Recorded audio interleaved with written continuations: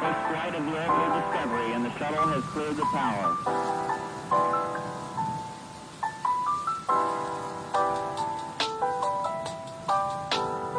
Every 4 computers now have primary control of critical vehicle functions.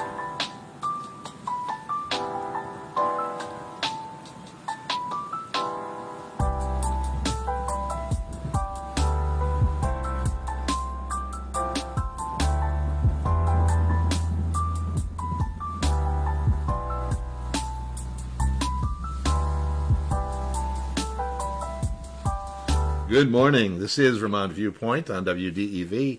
I'm Rick Singari. As part of WDEV's 90th anniversary, I have visited and then been kicked out of 10 towns so far. I've broadcast from a bar/hardware store, a hardware store without a bar, 3 general stores, a barbershop, a cheese shop, a restaurant, and a library. But today, I'm broadcasting from my first leather shop. It's Bergamot Amor in Williamstown, where owners Amanda Farrell and Peter Shangraw handcraft the most beautiful leather bags and gear.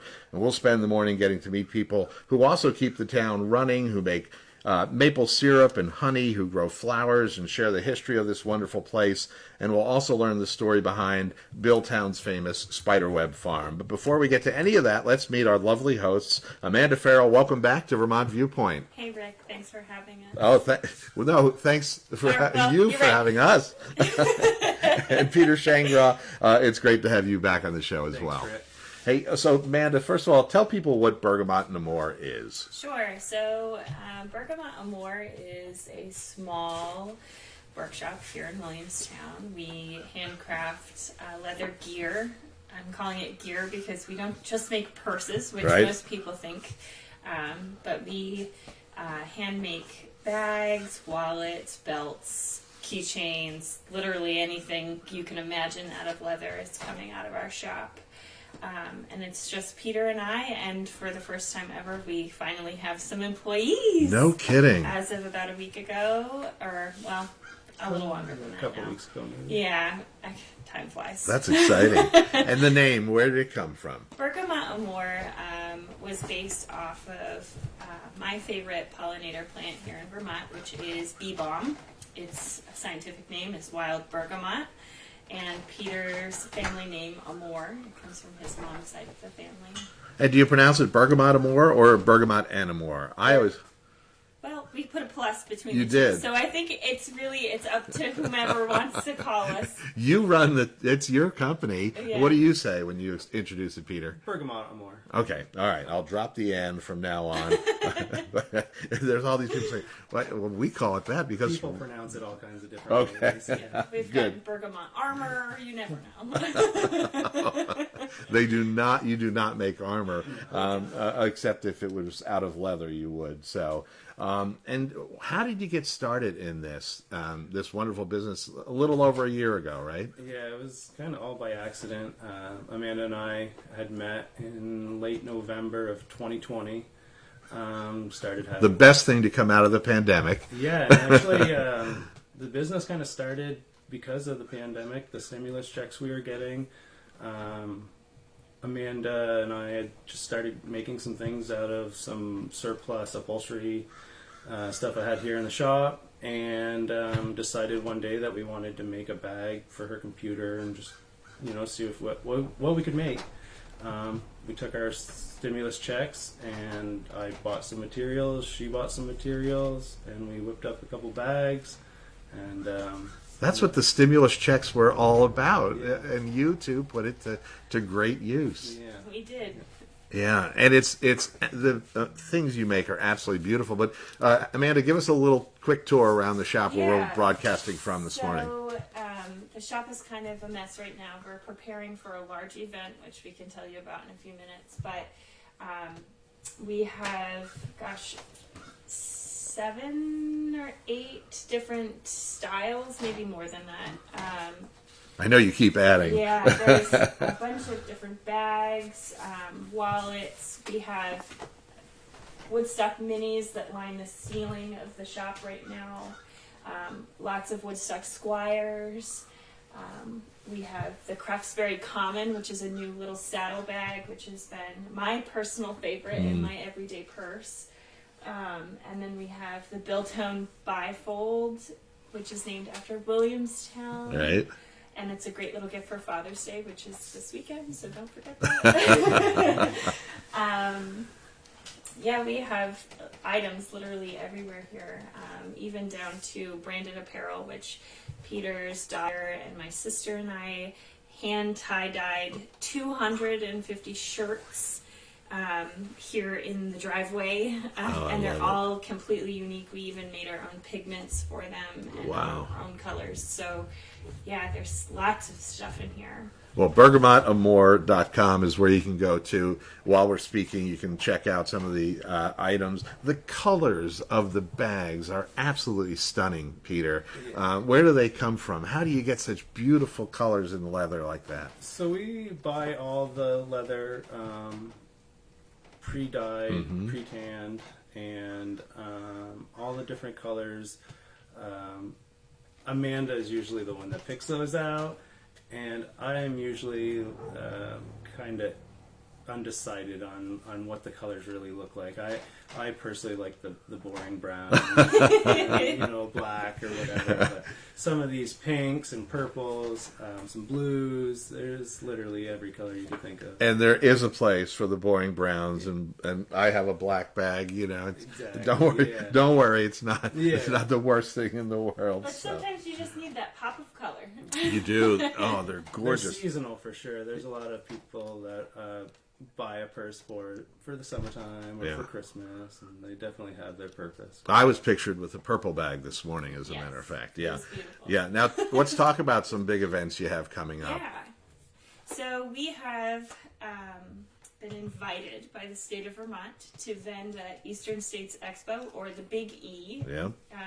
I've never personally gone. Peter's gone generationally. It was something that he went to as a kid. His mom went to as a kid.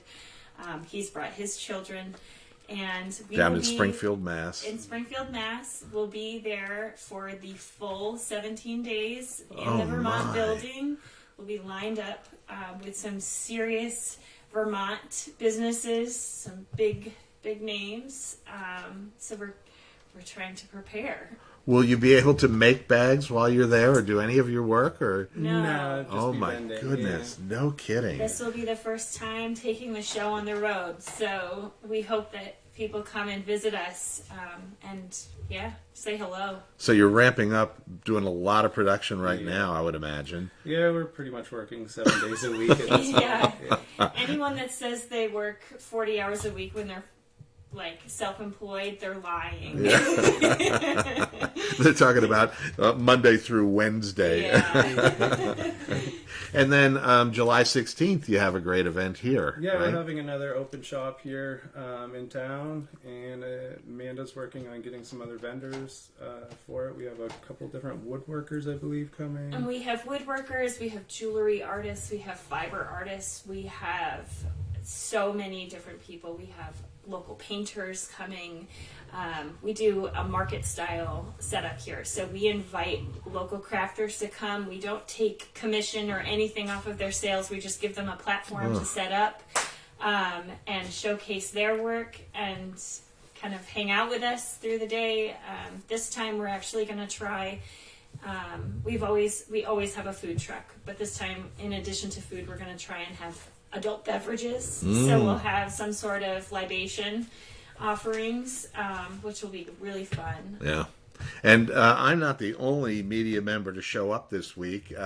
Who was here yesterday, and when will we see you on that particular medium? WCAX was here yesterday, did a little segment on us, and it'll be featured on Monday evening at 6 o'clock news. Their Made in Vermont series? Yeah, exactly. That's fantastic. They were here for a couple hours yesterday checking out the shop and talking to us. It was really fun. Yeah. It takes a lot of time to shoot like a small, few minute piece in TV, doesn't it? Yeah, it was kind of nice to see the behind the scenes and how it actually all works out. Yeah. Major kudos to anyone that's working in this industry. It's so wild. Yeah, that is correct. There's one other thing I want to ask you about before we take a break, and that's the Bergamot Promise. Tell us about that. So our promise, and this is something that has been deeply ingrained in our business since day one, is to give back to the people around us. So a huge portion of all of our profits, Pete and I, we pay ourselves minimum wage, and then the rest of our proceeds go into supporting community products. So whether that's sponsoring youth programs to keep kids playing sports when they can't afford it, we buy people breakfast and coffees. We donate to families in need. If there's an emergency and someone locally has a crisis, we try and rally our customer base and donate our sales for a week to help go covering medical costs and things like that. Yeah. Bikers for Beth. A lot we of donate. products, the silent auctions. Yeah. and type of stuff. Yeah. Fantastic. Amanda Farrell and Peter Shangraw of Bergamot Amor in Williamstown are our gracious hosts this morning, and they're going to get as much work done as they possibly can as we carry on in their leather shop. We'll check back in with the two of them right at the end of the show this morning. Thanks so much for having us. Thank you. the two of Thank you. All right. We're going to take a break, and then we'll meet back. We're going to come back and meet the man who runs Williamstown's Pump and Pantry. This is Vermont Viewpoint on WDEV.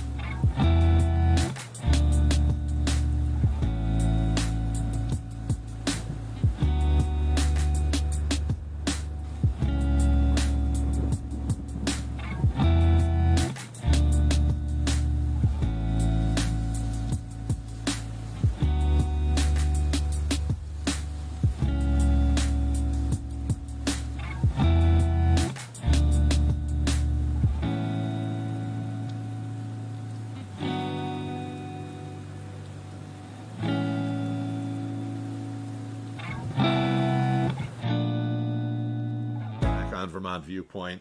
our second stop on the tour of Williamstown this morning is probably the first stop for people coming into town. The Pump and Pantry, or the P&P, as my friend Joey and I call it, it's where you load up on gas, beverages, food, and creamies. And joining me now is the owner of the Pump and Pantry, the legendary Sam Adams. Sam, welcome to Vermont Viewpoint. Well, thank you very much for having me here.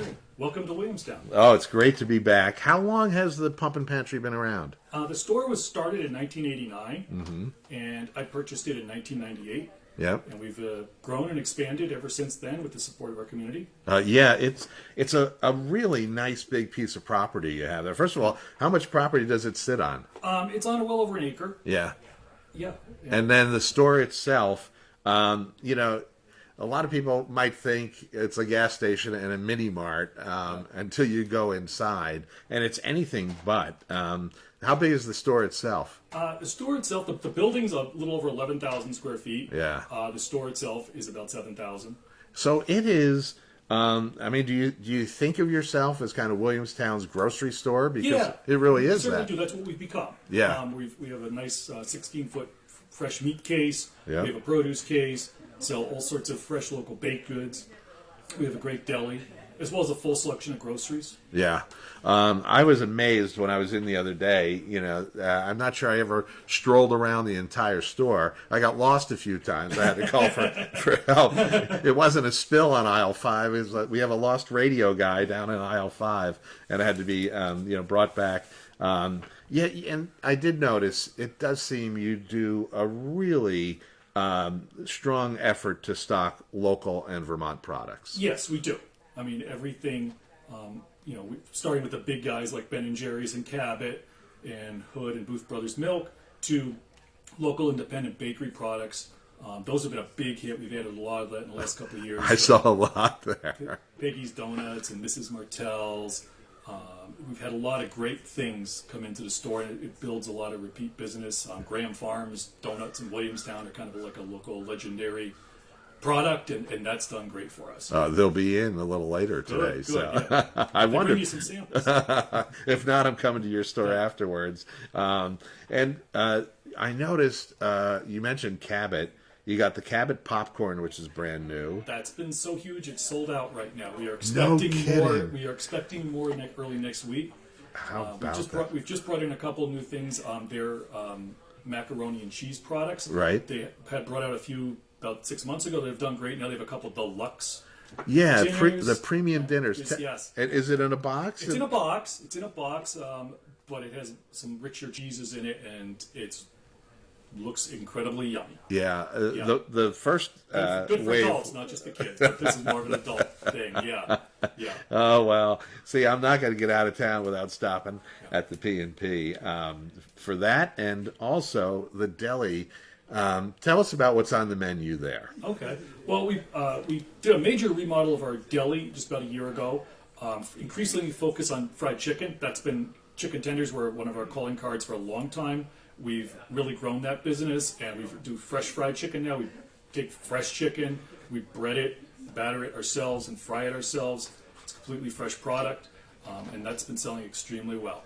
Oh my! And you got burgers, double burgers, triple burgers. Yeah. Oh yeah. Whatever size appetite you got, we can handle it. And very reasonably priced. Yeah, we try to be as competitive as we can on pricing and keep things affordable so that working people stopping on their lunch hour or after school or something like that can get an affordable snack or meal.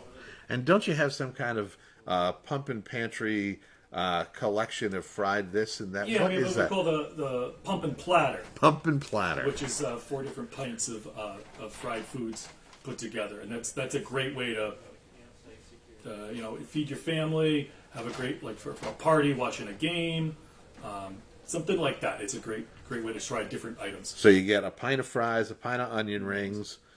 Chicken tenders and mozzarella sticks. Oh wow! Oh Yeah. my goodness! Yeah. Oh wow! And then take us into that beer cooler you've got there. Yeah, we put in a big beer cooler back in 2005. We were actually one of the first ones in the state to put in a large walk-in beer cooler. And it is very cold in there, just above freezing. We keep the beer as cold as we can without turning it slushy, Yeah. which we figure what people want.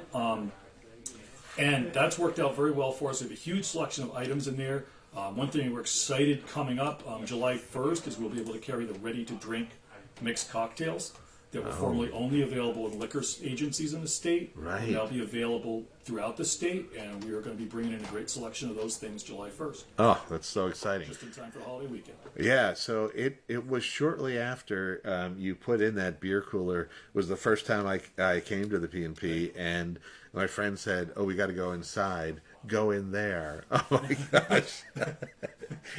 Oh, I almost had a heart attack. It was beautiful. Another product that you had featured on your website is something I'm sure people will want to come in and check out, because I've been dying to try it. I've never had it. Is Duke's mayonnaise? Yes, that's a culinary icon of the Southern cooking. Right. In Southern salads, it was almost impossible to get up here in the North Country. So we But Sam's finally got found it. a source that carries it, and we brought it in just this week, and we've gotten an incredible amount of comments on our Facebook post about Right. that. One of the more exciting things I think people have looked forward to. We've already sold quite a bit, and we're getting more. I was amazed when I saw that you had Duke's. I thought, oh, I won't see Duke's up here for years. And sure enough, the Pumpkin Pantry. Yeah, we try to bring in a good selection of stuff like that. That's a little bit unusual, maybe that the big supermarkets of the area don't carry. But we want to cater to what some local people might be looking for, and the foodie type items. Mm-hmm. Nicely Unusual done. stuff. I'm giving you high marks for that. The other thing that's interesting, just this is what kind of made me realize you're more than a gas station store. You are the grocery store for Williamstown. Is you have great specials, weekly specials. Yeah. So any from this week that you know of right off the top of your head? I know you don't have the flyer in front. I didn't prepare you for this. The hot weather here, we got 24 packs cases of Crystal Geyser spring water on sale for $3.99, which is a really great price. We've got some great sales, 24 packs of Coca-Cola products. We sell Food Club, which is our private label milk, for $3.99 a gallon every day. Just trying to provide good value Yeah. for people. Yeah. Now, how did you get in this business? I know you bought this, but were you in the food business or the retail business before? A little bit. As a teenager, I worked in a supermarket. Then I got into, when I went to college, I worked in the financial planning industry for a few years. Of course. And yeah, so after that, I relocated up to Vermont and was looking around for a business to buy, and came across the Pumpkin Pantry, which was a great business that had been started about 10 years earlier, and so I had a lot of opportunity to grow. Williamstown is a great community, and it was the possibility of growing the store. Yeah.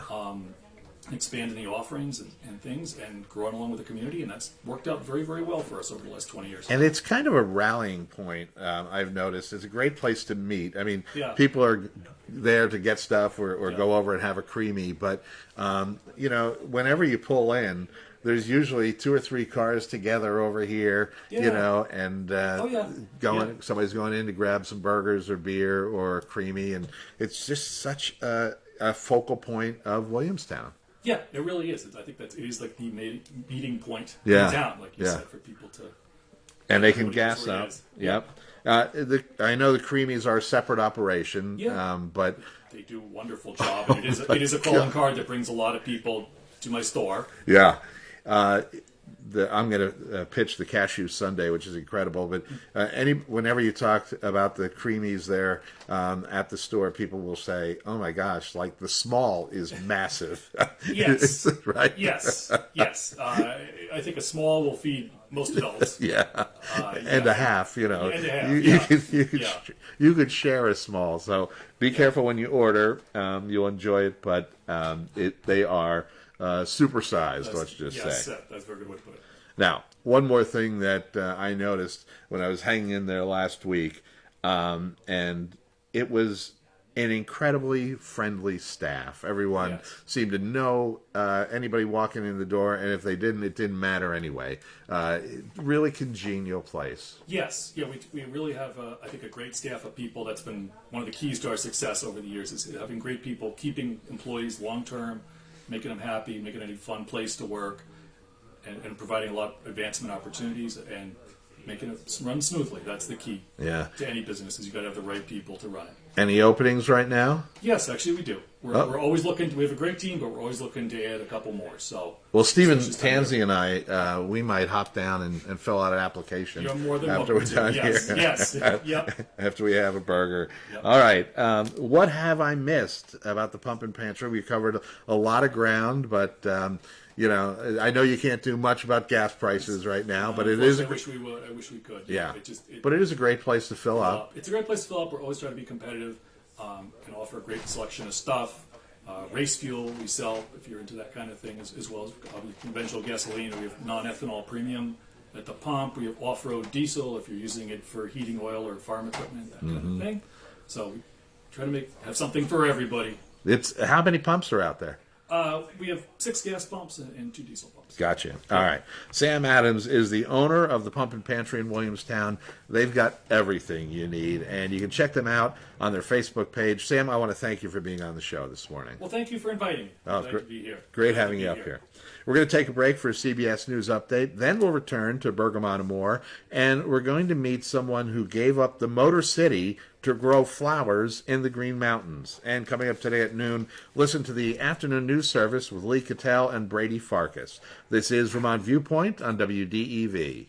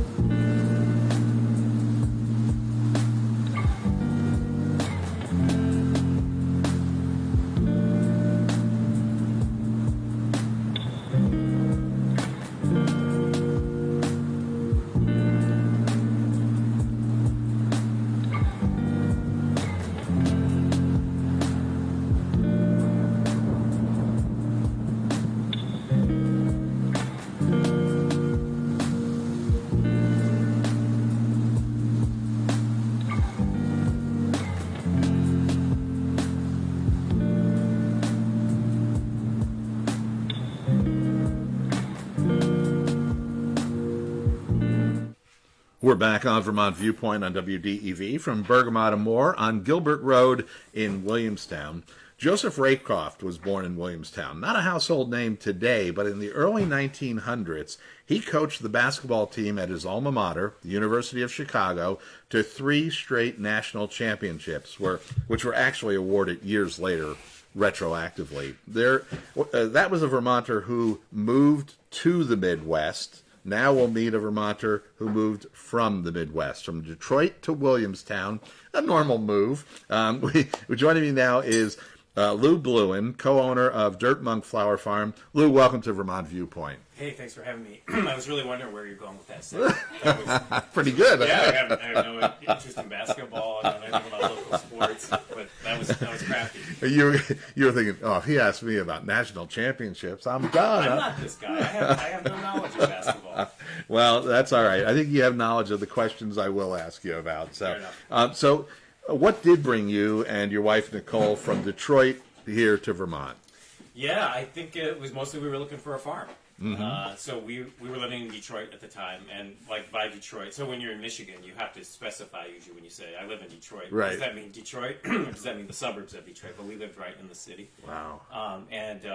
Kind A lot of farmland in the city there. Well, there actually is. Is it really? This is the interesting thing about Detroit. So interesting and also tragic thing about Detroit that it lost about 2/3 of its population since the 1950s, Right. and that's left a lot of vacant land. So urban agriculture is actually a very big part of the city.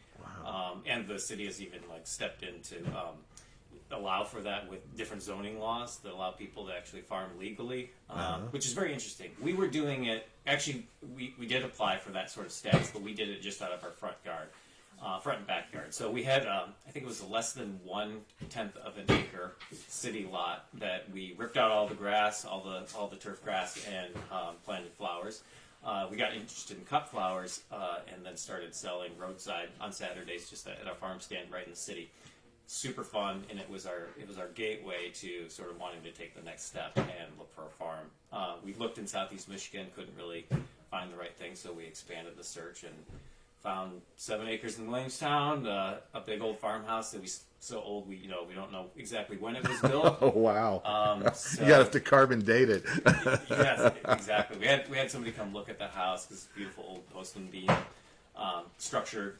Sort of the local lore is that it was like a stagecoach inn on like a stagecoach route. Oh, And, my. based on the architecture and some of the features of the house, the best guess from this guy who's studied in post-beam structures was probably like late 1700s, early 1800s. Oh, and in my Detroit, goodness. like a house is old if it's like, from like 1900. Sure, So absolutely. it's very fun for us to sort of be bouncing around this big house. Had you and Nicole spent much time in Vermont previously? Nicole had never been to Vermont, and I think that her first time was when we came to visit the house when we were already under contract. Oh, and my I had been goodness. here once. Oh, my gosh. Well, so what kind of culture shock is it to go from Detroit to Williamstown, Vermont? I would say like there is an element of culture shock, and there also isn't, which has kind of been interesting for us to observe. I think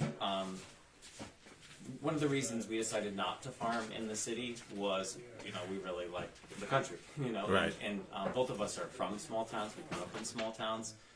We both have like farming families like in our background. Ah, gotcha. And so I think it's just something that appealed to us, so that part of it's been exciting. I think we've adjusted very well to like having a beautiful landscape Yep. around us rather than like a cityscape, and everything feels like concrete and roads and traffic. Even though the city has its own benefits.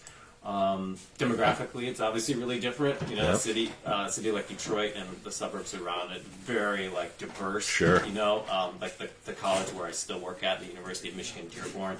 Dearborn is like one of the hubs for Arab American culture. One of the biggest hubs for that in the United States. Wow. Like the neighborhood we lived in, the city of Detroit is about 85% African American. The neighborhood we lived in is about 65% African American and about 30% white. So demographically, it's very diverse. Like Vermont, it's very white. It very is. Yeah. So that's it's not like it's a good or a bad thing. It's just Right. a different thing. You sort of get used to like cultural difference and diversity, and then Yep. you're sort of like around people that are just a little bit, look Yeah. a little bit more like you. So that's been one thing that we've noticed. I think the bigger thing we've noticed though is like how different it doesn't feel sometimes. No kidding. Yeah, well, I think this was maybe particular to our block in Detroit. Detroit is just, when you live in the city, you realize it's a lot of people who just are very interesting, kind of want to do their own thing, go their own way, very live and let live. There's not a lot of like checking in on you to make sure you're doing things a certain way. Oh, right. I feel like Williamstown is very much that same way. Oh, A lot I of love sort it. of independent people, have positive attitude about things. Yep. They're interested in what they're interested in, and they're there to support what you're interested in too. Well, let's talk about what you're interested in, what you're doing, Dirt Monk Flower Farm. Sure. So tell us about what you've got there. Yeah, so right now we have about Dirt Monk Flower Farm is a specialty cut flower farm. So we sell primarily at farmers markets. We do a little bit of wholesale, and we do small weddings for folks.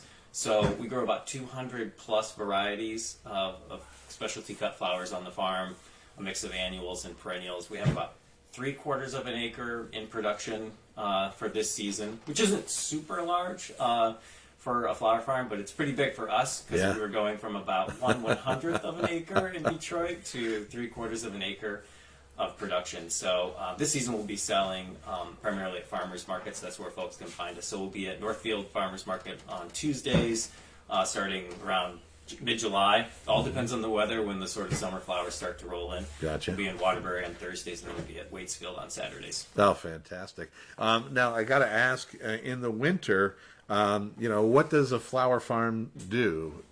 You have some things going on, right? That's a really interesting question. We thought winter would be the time to rest. Right. And it's not. So primarily because of a couple reasons. So Nicole, who's the other half of Dirt Monk Flower Farm, she has a real knack for dried flowers, a lot of interest in dried flowers, and so she's been making dried flower, arrangements and wreaths for a couple of years. We were not anticipating how much interest there would be in dried flowers when we came to Vermont. In Detroit, it was a little bit of a like, what are these crusty, dead creations? In Vermont, We love that creation. in Vermont, I remember we were at the Waterbury Farmers Market. It was late August. It was the first day it got cold. I mean, coldish, like 60s. Right. And people were busting out their, like, Patagonia, like, fall jackets. I'm like, okay, people seem to like this, change of season. They're not We love fighting it. the end of summer. And then they totally got the sort of, like, fall vibe that dried flowers and wreaths sort of, like, bring to the season. So we were just, like, so busy through the fall selling at markets and doing fall festivals like the one in Danville and here in Williamstown. And then it just sort of continued because one of the cool features about our property is there's an old overgrown Christmas tree farm with about 200 balsam trees. Balsam is the primary species you want to use for winter wreaths. Mm-hmm. And so we do dried flower decorated winter wreaths. And that kept me busy until, I don't know, probably the first week of December before we were like, okay, let's chill out and let's take a break. And then by January, you're already starting perennials. I would imagine, So right? there really is no break, I think, throughout the year. There's a break in the sales season, which can be tough for farmers, but there's definitely no break in the labor. Yeah, but it helps that you both still have some kind of jobs, part-time jobs to carry you. We only have a few minutes. There's so many things I want to talk to you about, but I do want to ask you about some. You have like 200 varieties. You've added 100, I think, for this year. But you grow something called sneezeweed, and I'm sure anybody who has hay fever right now, any of the listeners are sneezing just at the name of that. What is a sneezeweed? I gotta say, I don't know. Here's what I don't know. I know there's a couple things that are called sneezeweed, and here's the other problem. I get so excited about perennials in the wintertime that I order things I have no idea what they are. So if you gave me the scientific name, I might be able to tell you because I might remember that. Because so many things get called sneezeweed. I know there is for one for sure, Helenium. It gets called sneezeweed often, and it's sort of a wildflower looking flower with sort of a big bulbous center. Not particularly attractive. Yeah. But great for pollinators, great for the landscape. So that's one of the things we want to do with our farm. We want to have like a mix of cut flowers, but also like a beautiful landscape, which was one of the primary goals that we had for our Detroit lot as well. Yeah. So we'll see how that goes. I don't know how much sneeze we will be making an appearance. I'll have to get a couple starts going and let you know in 3 years when it blooms, which is pretty typical for perennials. I love that in the winter you're sitting around, you're just ordering stuff left and right. Nicole comes home. What did you order? It's seed hoarding. It's seed hoarding. There's no question about it. Oh, Lou, I love it. Lou Blouin and his wife Nicole Becker are the owners of Dirt Monk Flower Farm in Williamstown, and you can learn more at their website. Beautiful pictures of their flowers, dirtmonk.com. Lou, thanks for being on the show this morning. Yeah, thanks a lot. All right. We're going to take a break, and then we'll switch from sweet smelling to sweet tasting as we talk sugaring with William Graham. This is Vermont Viewpoint on WDEV.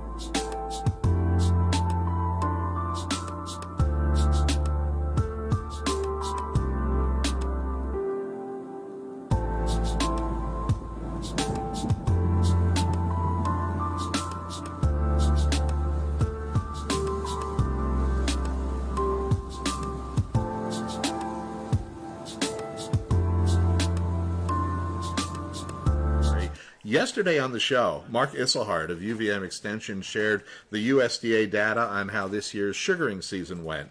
Now we'll get a report from a sugaring operation right here in Williamstown. Joining me is William Graham, a third-generation sugar maker at Graham Farms Maple in Williamstown. And William, welcome to Vermont Viewpoint. Thank you for having me. All right, so can you give us a history of the Graham Farm family farm? So Graham Farms Maple started on our family farm in 1990. Prior to that, my grandfather had done it since a little kid, and on a neighboring farm. And then in 1990, they brought it to ours, and we've been doing it ever since. Now, it was a dairy farm prior to that? Yeah, we were doing dairy up until 2020, and then we got out of that, and so now we primarily just focus on maple sugaring. Yeah. When did you yourself start sugaring? Oh, since I was a little kid, really. Yeah. But when I graduated in 2009, I kind of made that my plan is what I wanted to do, and just kept growing ever since. So when you decided to become part of it in 2009, about how many trees were you tapping? At that point, we were doing around 5,000. Yeah. And now, excuse me, now we're a little over 10,000. No kidding. Yeah. All right, so now I'm a city boy. All right, and it'll show. But when I think of having to tap 10,000 trees, I would think that if I started today, I'd be lucky to be ready by next sugaring season. How does one go about, and with how much help, getting that tapped, and how long will it take to tap 10,000 trees? Yeah, every operation's different, depending on how many you have.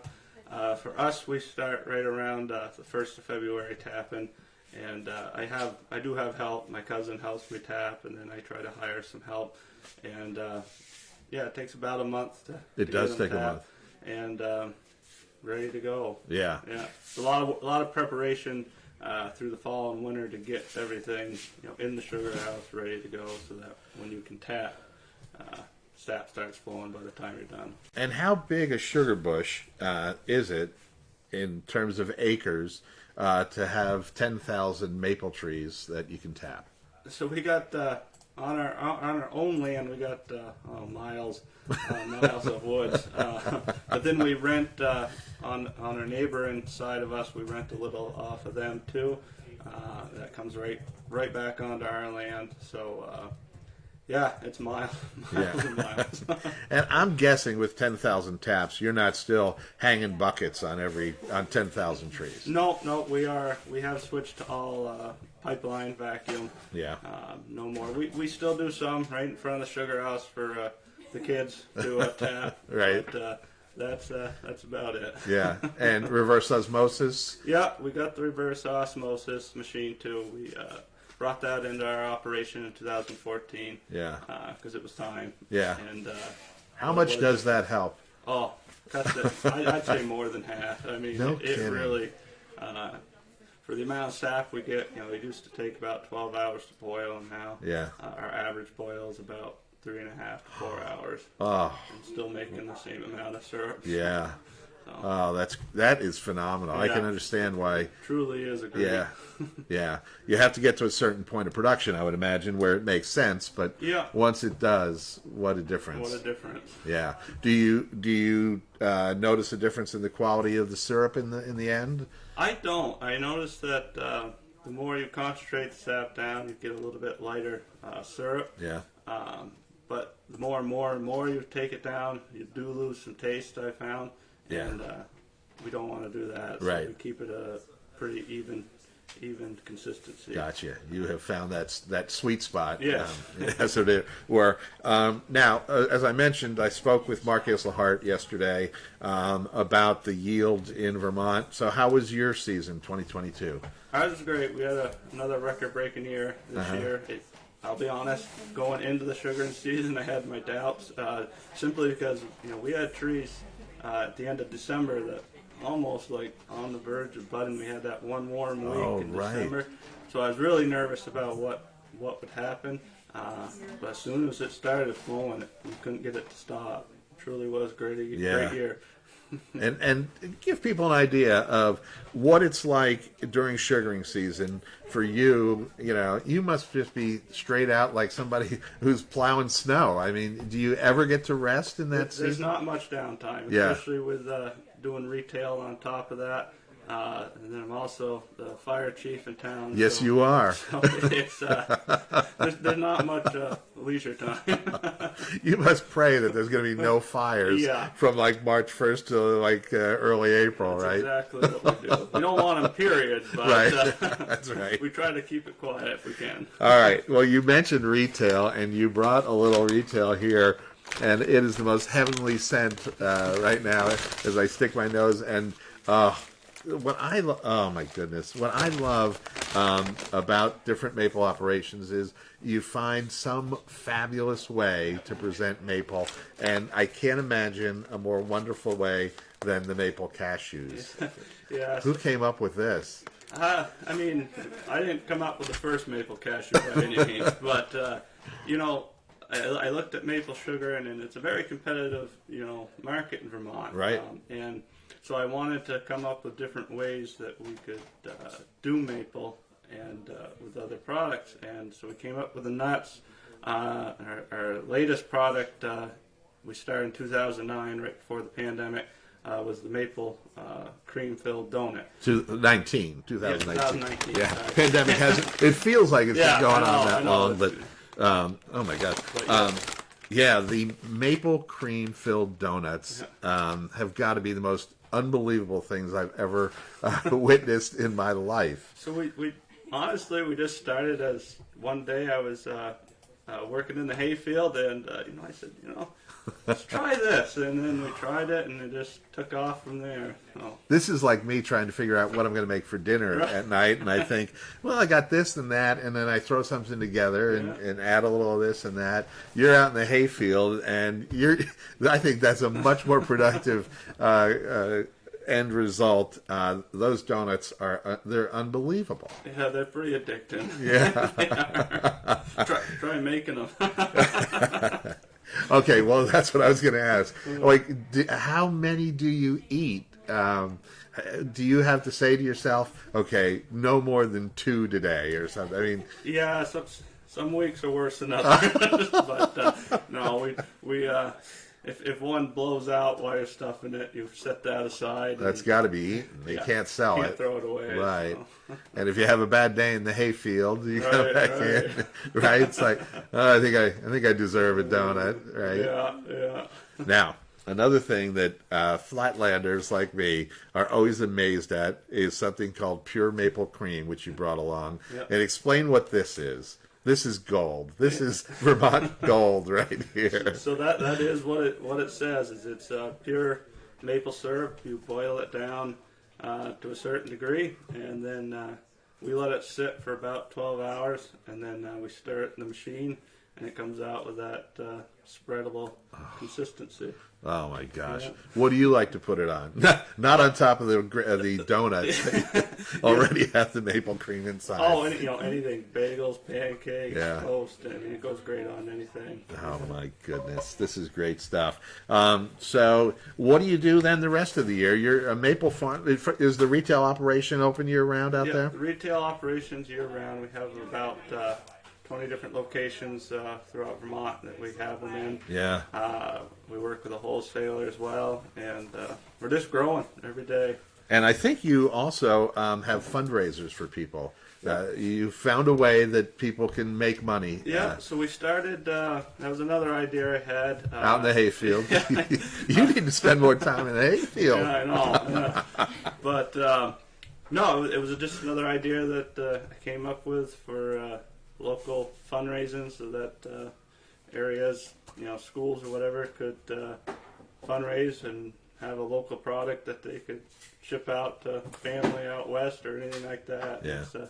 It's been a pretty good success. That's great. Do you get all excited when you start tapping early February? And I do. Yeah. I love the sugar and season part of it. I mean, I like the retail too, but just being out in the woods, I it's bet. peaceful, and it's a Yeah. good reward in the end. I love it. Miles of maples out there. William Graham and his wife Michelle own Graham Farms Maple, and their website is grahamfarmsmaple.com. William, it's been great hearing about your sugar operation. Thanks so much. Well, thanks for having me. And thanks for bringing the goodies. Oh, my God. We didn't even mention the candy. All right, we're going to take a break for top of the hour CBS News, get an update, and then come back to Bergamot Amor in Williamstown. And we're going to hear about more sweetness that comes from nature, this time honey. And a reminder that coming up today at 12:35, our Red Sox coverage begins. First pitch against the Oakland A's, going for another sweep in the final game of the series is at 1:35. This is Vermont Viewpoint on WDEV.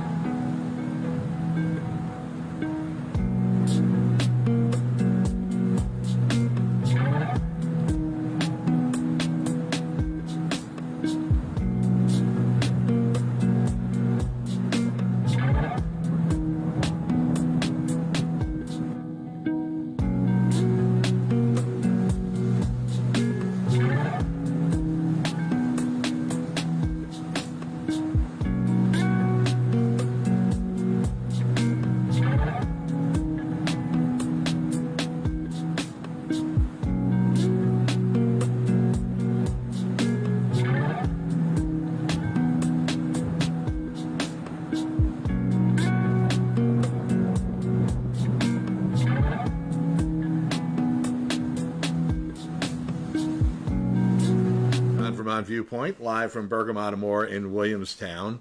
And, well, we're going to make a little lineup change. Moving up in the batting order is Becky Watson, a member and past president of the Williamstown Historical Society.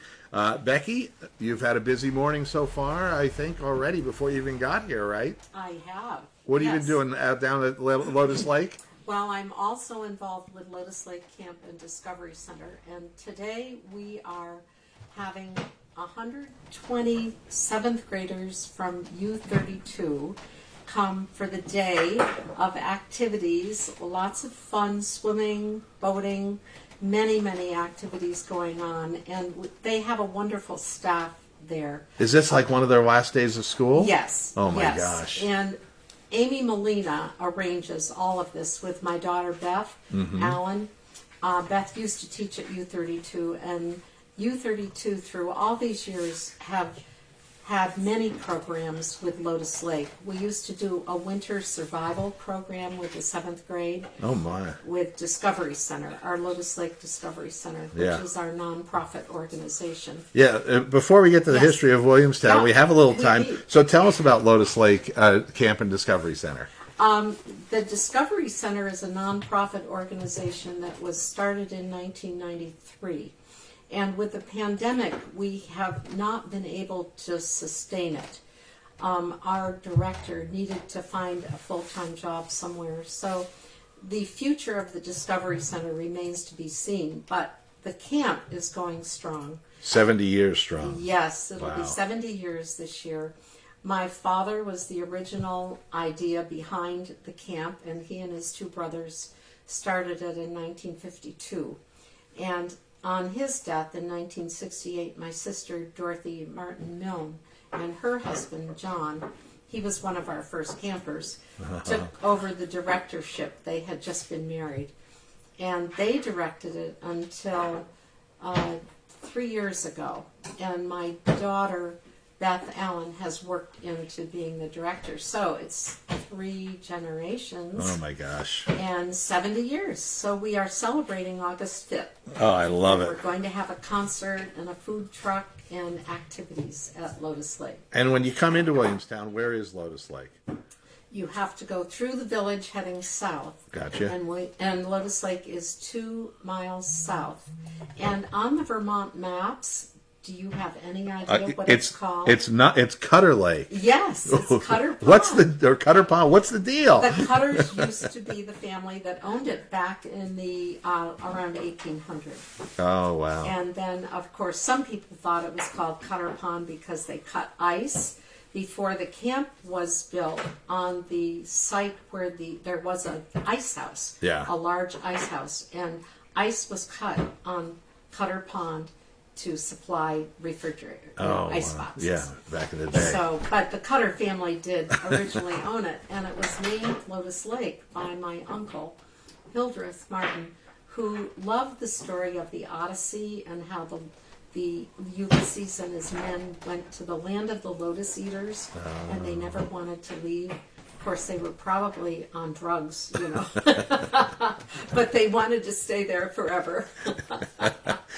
I guess we could kind of understand. There was a bit of a euphoric feeling that they had. And my uncle came from New York City, and when he came up to Williamstown and to the farm, which it was a dairy farm at that time, he just never wanted to go back to New York City. So there is a board that the library, the state librarian has for changing the names of places. Was that ever done, or did it just start becoming called Lotus Lake? We just called it Lotus Lake, gotcha. and it still is on all the Vermont maps as Cutter Pond.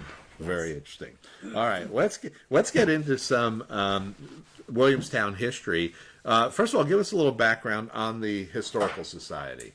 I'd like to read a little, All right. if that's possible. I think this will be very definite. All right. The Do your museum best. was built in 1836, and it was a Universalist church. It was moved to its current Main Street location in 1852. It continued as a church until it was sold to the Oddfellows and Rebecca's in 1929 for $1. At that time, the church was 1 floor, and they decided to move the up and down windows up, and they created a 2nd floor that year, 1929, and the building served as a meeting hall for 50 years. Members of the Wide Awake Club and other interested citizens organized the Williamstown Historic Society in 1949, and it remained active for 10 years. Then the society was reorganized in 1975 and became a non-profit corporation in 1978. And then in 1979, the society acquired its present building on Main Street. And you have a museum there, We right? do. Yeah. And we are currently in the process of cataloging and accessioning all of the artifacts in that museum. We are paying the current librarian in Williamstown, Sarah Snow, by the hour to do this. It's very methodically done, and we have over 2,000 artifacts which need to be accessioned all over again. It was done in 2007, but between 2007 and now, the building has been completely renovated. Oh my.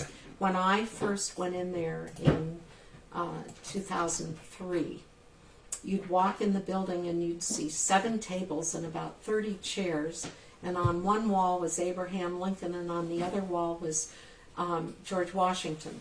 So over the years, a group of us took stock of what the building looked like inside and outside and felt that it really needed a complete overhaul and renovation. And that meant reorganizing all of the artifacts to be in exhibits. And Joyce and Ed McGlynn did a huge amount of that. I could imagine They the were work that goes Williamstown into that. residents who actually Ed McGlynn grew up just a little ways up the hill on McGlynn Road. Oh my gosh. And they were wonderful. Renovating the building meant moving everything. And then it meant cleaning and sorting through all of the artifacts and then deciding what exhibits they would go in. Well, what are some exhibits somebody will see if they come in there? Okay, as you walk into the building, on the left are the agricultural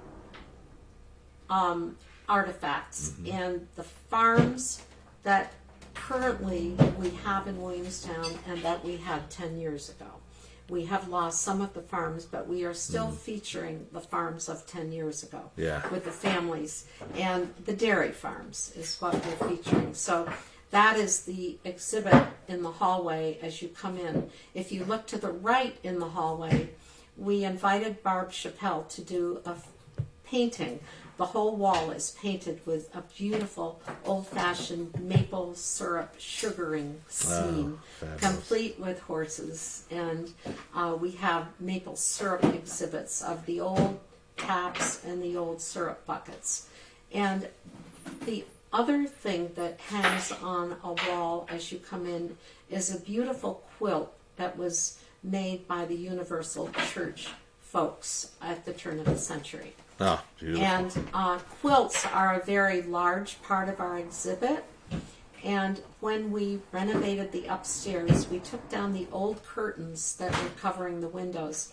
And we used those rods between the windows to display our quilts. And that was Joyce's idea. She had wonderful ideas of how to reuse what we had already to enhance and to make new exhibits. I love it. Our windows in the building are very unique. They all are, we have 16 windows in the building, 4 each on either north and south end, and 4 upstairs on the north and south end. Many of those needed to be re-etched in the middle. There's a large section that is all etched, and we were able to find somebody local, Randy Walker in Barrie, who could simulate the old etching, which is wonderful. And around these etched windows are, I believe, 20 colored squares all around the windows. So when you open the shades, these colorful windows shine through to the building. Oh, what a treat. And they're the original windows of the Universalist Church. Oh, I love it. So we were able to restore those. All right, we're going to take a break. Yep. We might come back to you or might not. I don't know if our previous guest has shown up, but I might keep you overtime, Becky Wilson of the Williamstown Historical Society, and then we will return here to the, not the Spiderweb Farm, to Bergamot Amor in Williamstown. And don't forget, coming up today at 11 o'clock, on WDEV, we've got Common Sense Radio with Bill Sayre. This is Vermont Viewpoint on WDEV.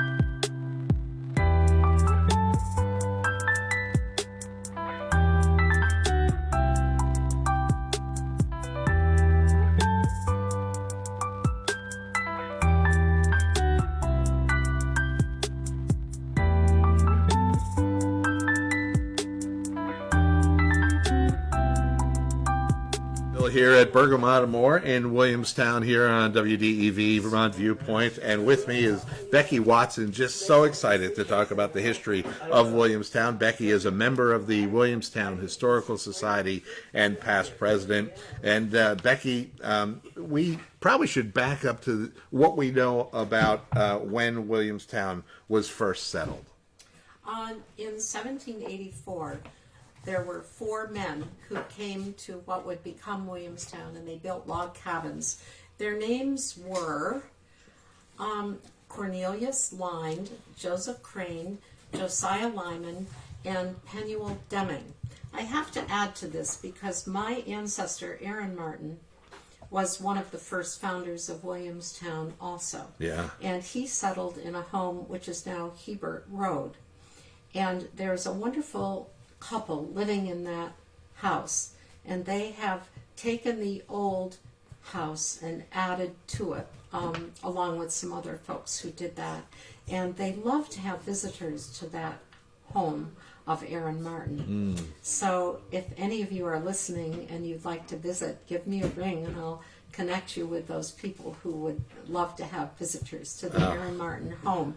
The other houses, the log cabins, I don't know too much about, Right. because I'm more interested in my ancestors from Williamstown, Sure.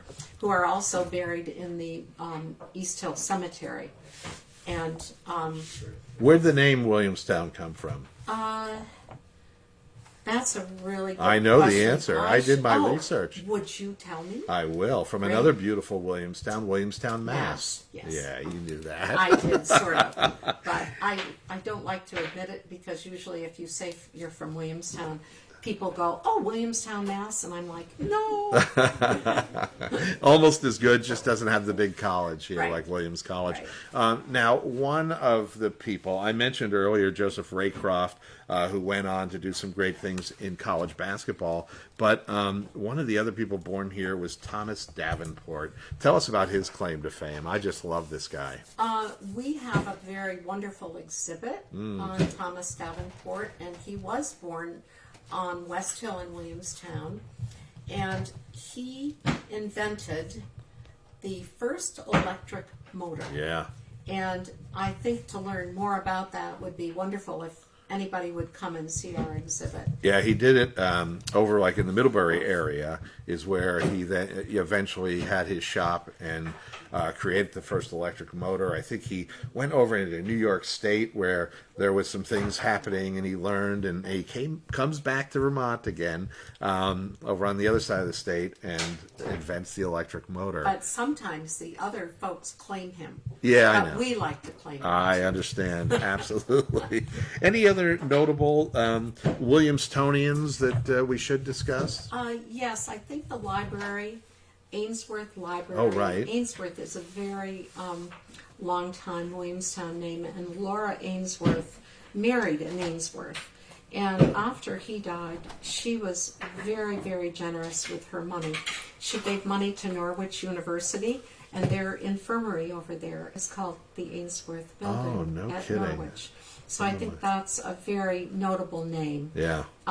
Lotus Lake is right next to the Ainsworth Public State Park. Oh, right. And so the library was named for her, the park, and those 3 particular places were named as a result of her generous donations. Oh, I love it.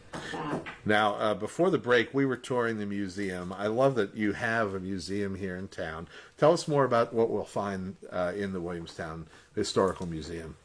In the first floor, we have a timeline, and we have artifacts that show what was going on during that time. And it's from the late 1700s right up until 1975. We need to have a new timeline. So I will appeal to anybody out there who would like to do the new timeline from 1975 until the present day. Yeah. So that the timeline is downstairs, along with a beautiful display of Civil War people who were involved, and Paul Zeller used to be a Williamstown resident, and he was a historian, and he wrote a book on Williamstown in the Civil War, and we have that for sale. Oh, my. And a very nice display of Civil War and other war memorabilia. Yeah. The railroad was a big factor in early Williamstown. We have a nice display on that downstairs. And also our Bell Robinson Gardens, which were very famous, and they are right next to they're the property next to the church that burned. The United Church has a hill of rock walls and some remnants of Bell Robinson's Gardens, but she was quite famous for my. that. So you'll find that downstairs. Upstairs is a stage, and we're able to host the Northeast Fiddlers. Oh, Who wonderful. I'm hoping are going to come back. Come on, you fiddlers. Yeah, we need to have them back. I'm not sure they're still active now Yeah. since the pandemic, but we have a stage and we're able to host productions. We could even have short plays on our stage. Oh, that's wonderful. We're hoping that maybe the school will give some plays. How about And our quilts are upstairs, along with all our farm machinery and our medical and our school displays. Yeah. So definitely agriculture, but were there other industries, or was there, a spa, or anything else in town that might have drawn people to Williamstown at some point? We have Mill Village, which is over near the old Laccolade, which is now the Poulin Lumber. Mm-hmm. It goes way back to Brockway Hill. There was a large body of water and several mills that used the dam that was damming up the water. So that's called Mill Village, and we'd like to give little tours back there. So that was a large industry during the 18 and early 1900s. What kind of mills? Sawmills, grain mills, wind, electric, Yeah. I believe. And Larry Wiggin gives a great tour on that. Oh, I love He it. knows all about Williamstown and the history of Williamstown. What was the Gulf? Am I making this up? No. Okay. Gulf was an area that had springs, and they were known for their, I believe it was hot springs. Yeah. And it's an area 3 miles south of the village, and you drive down through. The Gulf is a very low point between two high hills or mountains. Mm-hmm. And there was a Gulf House hotel there at one time until it burned, and then the Gulf House restaurant was there, and many people even now listening to this might remember going there with Tilly and Chez were the proprietors of the Gulf House, and they had great fried shrimp.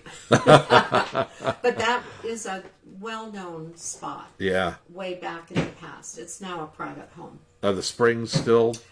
We don't know. Somebody wanted to see if they could still be active, but nobody has done that. Gotcha. Yeah. All right. What have I missed about either the museum, the history? First of all, tell us about the book that you're referencing. This is beautiful. It is. It's written by Paul Zeller. Uh-huh. I asked him as a retired historian if he would like to revive the book. Our first history book was put out in 1992 by many people volunteering, and Paul did volunteer. So this is a 2012 edition, and the nice thing about it is it's featured on the front cover is the church that burned, the United Church. Yeah. So we found that many people wanted a copy of this Yeah. after the fire. Called Williamstown, My Own. My Own, yes, and it starts with a little poem called Williamstown, My Own, written by a local native, Erwin Thurber, and it was read by him at a meeting in 1941. Oh, wow. Starts with that, and then it has topics such as Williamstown, the early years, town government, Ainsworth Library, the Williamstown schools, the churches, the Historic Society, the roads of Williamstown, the cemeteries, Williamstown at war, the railroad, industries and businesses, Williamstown's working landscape, which is all the farms, Yeah. tragedies and disasters, interesting and unusual occurrences, and then Williamstown notables. Was there any stone cutting done here? There was, yes, and Larry Wiggin knows a great deal about the granite industry in Williamstown, and we need to have a display on that. Yeah, That's I don't something associate it necessarily, but I know, like, was. we're right off Graniteville Road, and I kind of got the sense that there was some of that There was, in the day. yes. Yeah, incredible. Yeah. All right, we've got a minute left. Just tell me in your own words, what makes Williamstown a special place? That's a great question. Thank you. There are many ways to answer that. I think people, of course, are very diverse. I find Williamstown is a fascinating place to live because there are people of all ethnic groups, there are people with all political persuasions, and I guess that's, and one of the best places is, well, I think Williamstown has made an effort to provide housing for poorer people, provide housing for elderly. I think we've done a great job of that. Nice. Thanks to Larry Hebert. He's done a lot. And the Pump and Pantry Yep. is right across from all of the housing, right across from the gardens and right from Williamstown Gardens and Williamstown Square. You can walk to Dollar General, you can walk to the Pump, and then there's the Roadhouse Yeah, absolutely. restaurant. So Williamstown has a lot of businesses which serve the local people, which I think is great. Becky Watson, member of and past president of the Williamstown Historical Society, thank you for being on. Thank you for having me. All right, It's a next pleasure. up, the Spiderweb Farm. This is Vermont Viewpoint on WDEV, live from Bergamot Amor in Williamstown.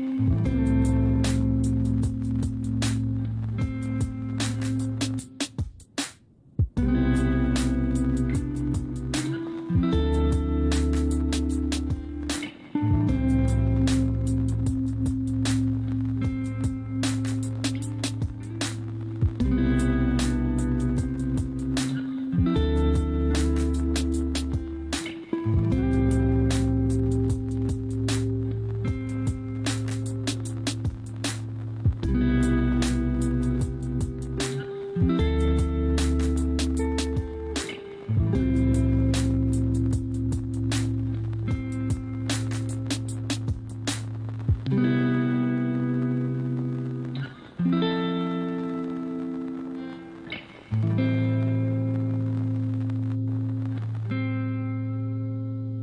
Amor on Gilbert Road in Williamstown, where we're broadcasting live this morning. And whenever you mention Williamstown, people always want to know about the Spiderweb Farm, and well, they should. It's one of those perfectly Vermont institutions and unique attractions that we all love in this state and in this town. So joining me now is the owner of Spiderweb Farm, Terry Knight. Terry, welcome back to Vermont Viewpoint. Thanks very much. So great to have you. Now, Terry, how long have the Knights owned Spiderweb Farm? Well, we've owned the Spiderweb Farm since probably 1970 when we bought the house. Right. We weren't the Spiderweb Farm at that point. No. Because my husband had a very nice job. But things change. And in the 1976, 77, my husband became a full-time woodworker. Yep.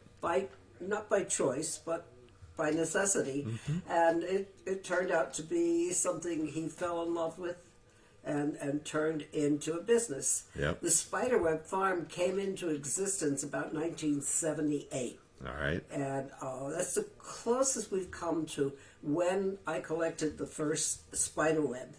And how that evolved was that it was kind of a testing thing. I was looking for something I could do to contribute to the family business, mm-hmm. and discovered that you can preserve spiderwebs on anything you wanted. And so I started looking around. We lived in an old farmhouse.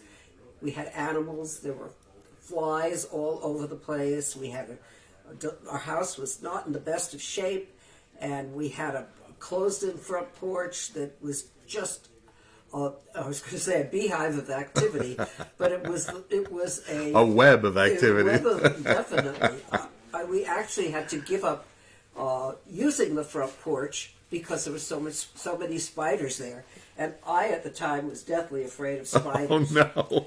So how I became connected with spiders is a lovely little story that I like to tell, and I'll try to get it done quickly. I was working at the school at the time. I was working with kids, and one of the kids brought in a jar one day with a twig and some little things in it, and he explained to me that these were spider eggs. So we watched it for a while, and a couple of days later, lo and behold, these eggs popped, and we ended up putting the spiderlings outdoors. I give him credit. I give that young man, and I've told him since, that he was the one who started me on my journey to learning about spiders and to really pushing us into the spiderweb farm business. Well, let's talk about that business. How do you preserve a spider web, and what did you said this contributed to the family's intake? So how did you sell these things? Well, we collected them. They're very simple to collect. Yeah. Kids can do this, and believe me, we've had a lot of kids. We work with the Williamstown school system to try to get a field trip up to our farm. Yep. Once a year. We haven't done it lately, but we hope to do it this fall. And all you need is you do it with hairspray and paint. Okay. And a piece of construction paper, dark construction paper. You need white paint, a piece of black construction paper, and you spray the web onto with a little paint. Right. You spray the construction paper with a little bit of hairspray, attach the web right to it, get right behind the web, and just sort of lift it off onto the paper. And then give it another coat of the hairspray. Yeah. Now, we don't do it with hairspray. We have other mechanisms. We do it with the furniture lacquers that my husband used for the business. Oh, sure. And but it's a simple process. But you know how delicate a spider web is. Yeah. And you can walk right through them. So what you need is a steady hand, and you need to have the spiders. You certainly need to have a good location because you don't want to spray your house. You need to be out somewhere, either in a field or in an old barn where it doesn't make any difference, and not too many people have that. Yeah. We made accommodations for the spiders, and by my husband developing this series of racks and we had placed them all around. Yeah. Now, how do you get the spiders to populate those racks, though? We had to collect spider eggs. Oh. We had to watch spider eggs hatch, and then bring them over to the racks and wait for them to grow into spiders that made decent-sized webs that we could collect.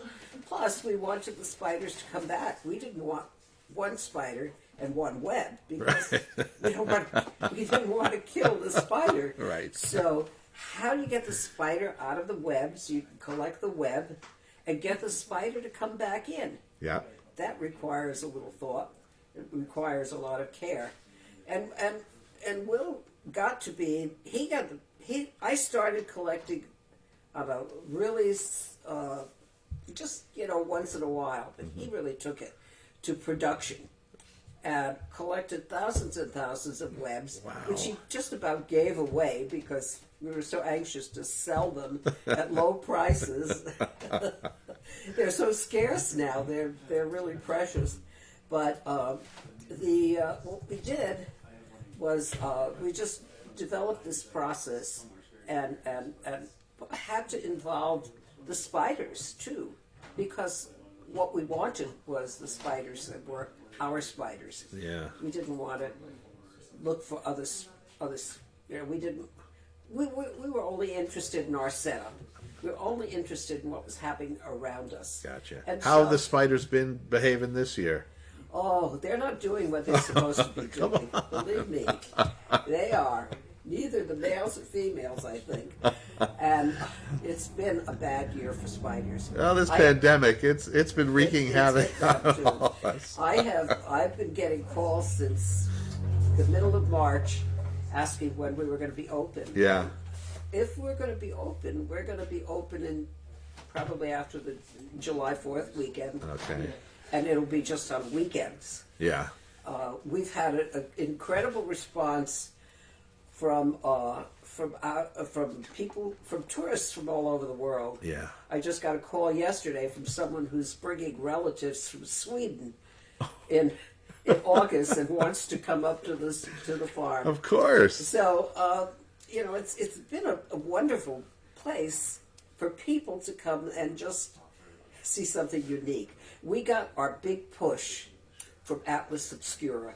Oh, right. Atlas Obscura featured Great site. Will as the only Vermont attraction way back about 10 years ago. Oh. He didn't even know what Atlas Right. Obscura was at the time. And we got such a response from that Wow. book. It was great. Yeah. We had a fire, which destroyed whatever inventory we had and whatever equipment and machinery we had. Will was old. Will had his health had gone downhill, and he died soon after the fire. So it was kind of, what do we do? And my son picked up the gauntlet and went with it. Well done. The problem is that he works full time. Yeah. Spiderweb Farm, if you're planning on collecting spiderweb webs for a living, think carefully. You're not recommending anybody else go into the business. Not because you don't want competition, but because it's not the best As thing. many people as we have seen that love spiders, there are a lot of people who just come up and say, "Oh," and drive away. Yeah. In addition, we're not in the greatest location for tourists, but We have a lovely spot in Williamstown. Well, you see the big sign for Spiderweb Farm Road as you drive into town. It's not that hard to find out where it is, right off of Route 14. And you have a website, spiderwebfarm.com. Will you let people know if you open this year, when you open? I will. On there? Yeah. Okay. Yeah. Perfect. Terry Knight is the owner of Knight Spiderweb Farm and Gift Shop. The website again, spiderwebfarm.com. It is truly one of the iconic stops in all of Vermont. I want to thank you so much for being on the show this morning. And let's talk to those spiders. Get them moving. They got to get to work. Thanks, Terry. Okay. All right, one more break, and then we're going to catch up with Peter and Amanda of Bergamot Amor, who have been busy working all morning as I get to play in their leather shop. This is Vermont Viewpoint on WDEV.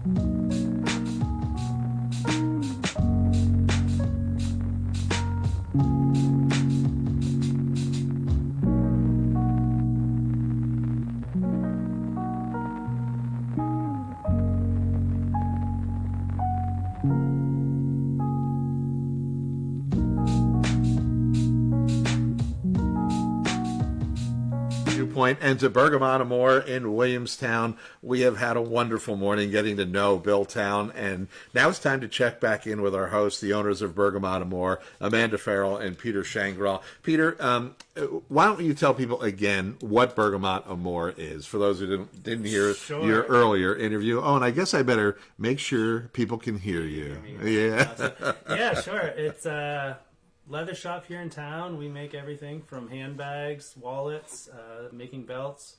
Hopefully diversify the men's line a little more, make some more duffel bags, maybe a larger backpack, that type of thing. But the quality of what you make is incredible. Yeah, every piece is made by hand. Right here, the leather is some of the best we could source. Each one is a little bit different. The hide variations from one side to the other. It's really really neat to see the natural product. Yeah. And Amanda, I've got to admit, we've become Facebook friends, and I have watched in this past year your countenance, your joy just kind of blossomed along with as this business has blossomed as well. It's insane. So Pete and I, every day when we end our day, it's typically around midnight or a little later, honestly, when we leave the shop. But it's like we lay down and we just giggle like little kids. It's like the best thing ever.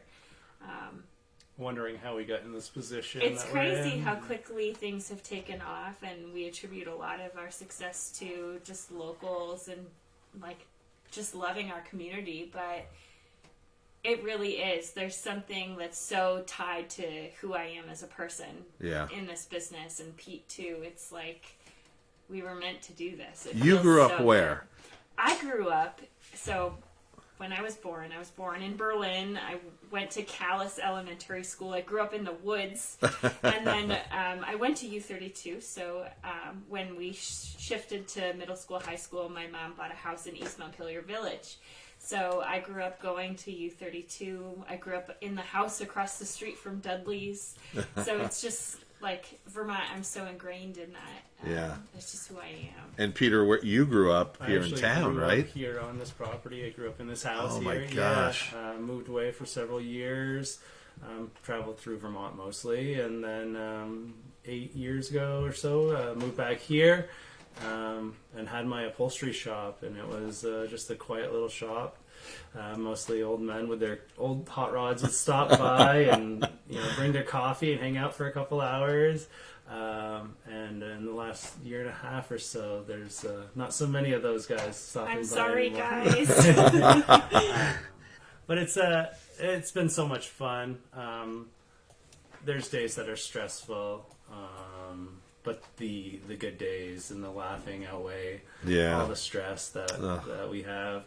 And our stress is self-created. Right. We totally chose this business. We ran with it when we I'm first so started. thankful and grateful for what we have.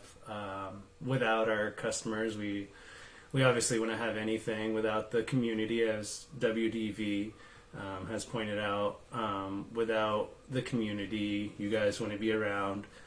Without the community, we wouldn't be around. And the same thing with the Pump and Pantry and all the other businesses that you've had on today. Yeah. It was just really neat to reconnect with those people. I honestly haven't been in the historical building in many years.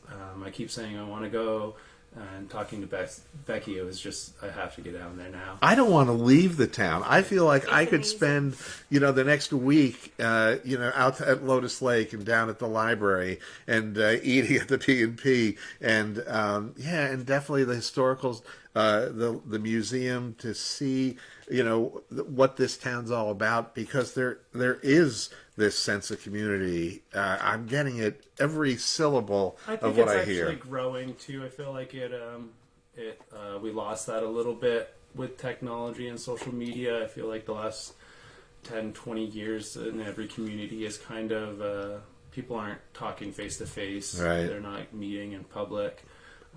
Going, having lunch down at the pump or whatever. Right. So I think that's coming back in a lot of communities, and especially here. Going to the spiderweb farm as a kid with the school, walking down into town to do that.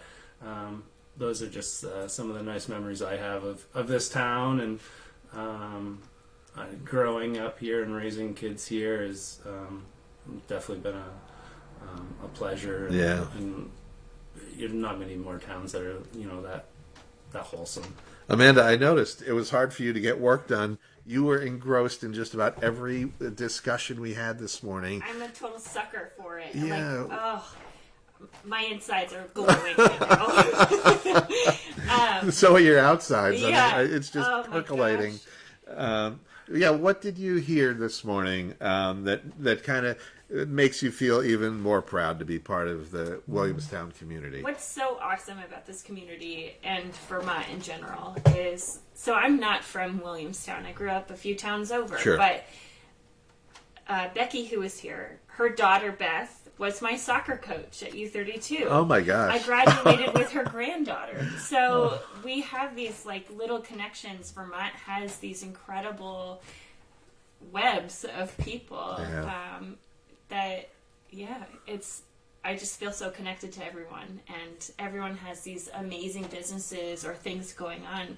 We were joking earlier, you could literally walk up the street here and get the most amazing history about the Paquin farm, their organic dairy farm across the street. We got the cows right outside here this morning. It was originally a Booth Brothers farm.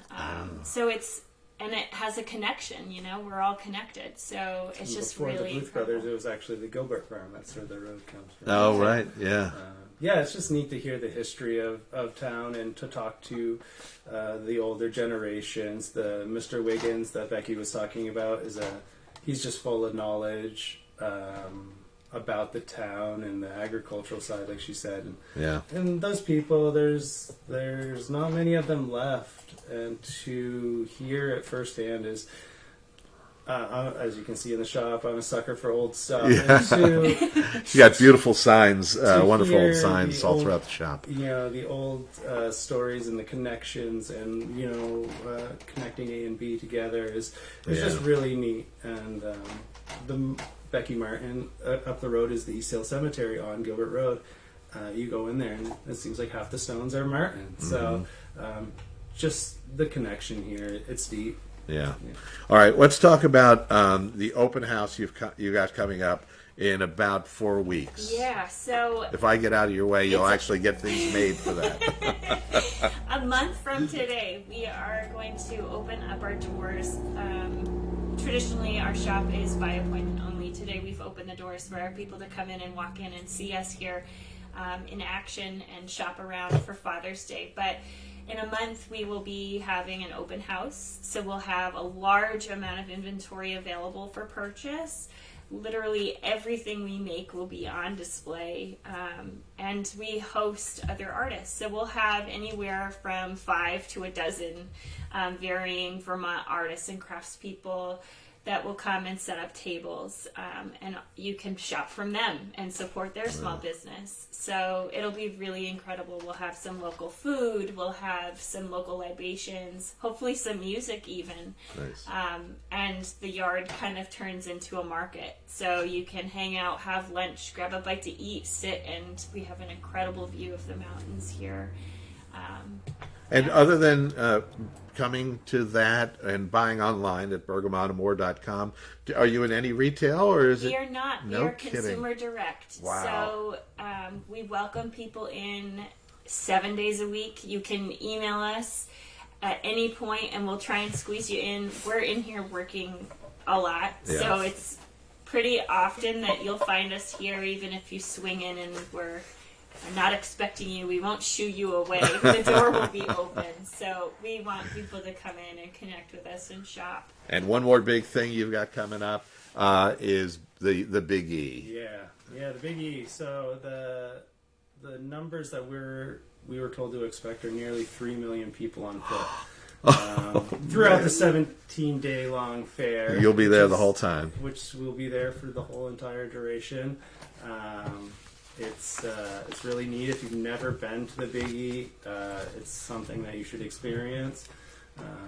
I don't even know how to describe it. It's just so big. Yeah. And it highlights New England. Each state is recognized with their own building, and it spotlights just about everything. So beautiful. definitely make a trip. Peter Shangraw and Amanda Farrell own Bergamot Amor, and they hand make the stunning leather bags and gear that you can check out at bergamotamor.com. You are two absolutely beautiful souls, and I can't thank you enough for having such fabulous cell service and allowing us to host our show in this lovely leather shop this morning. Thank you. Thanks, Rick. It was fun. All right. That is our show for today. Next stop on the WDEV 90th Anniversary Tour will be in a couple weeks when we head to Hardwick and we set up shop at the Scale House Restaurant. Vermont Viewpoint is directed by Danny McGivrigan, and we had special technical help this morning from Stephen Tanzi.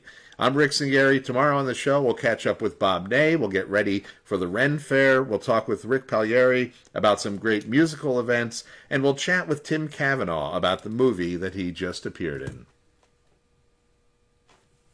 you.